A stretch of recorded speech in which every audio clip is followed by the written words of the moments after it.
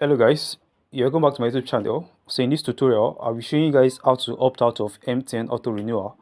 Peradventure you bought a subscription and you don't want to continue with it, I will show you how you get to opt out from such subscription. Are you ready guys? Awesome. So if you're new on this channel, my name is Charles Chino. So right here I talk about ways you can make money on the internet and basically things like this, how-to tutorials.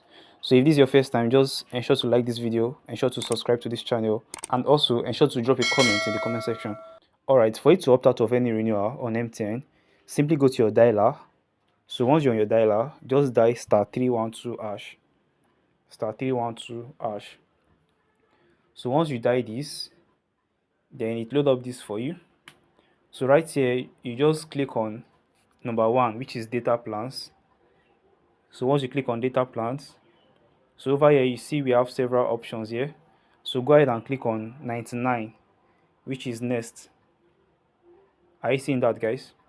So right here, you have to click on number 12, which is manage data. Do you understand? Click on number 12. So when you click on number 12, then it will ask you if you want to view the active data bundle you have, if you want to opt in for an auto renewal, or you want to cancel auto renewal.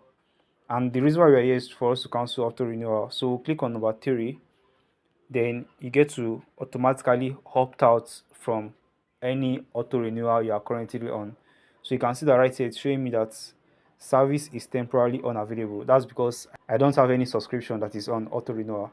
So that's basically how you guys get to opt out from auto renewal on MTN. So I believe you got value guys. Ensure to like this video, drop a comment if it worked for you, and also subscribe to this channel. I'll be seeing you guys in my next tutorial. Bye guys.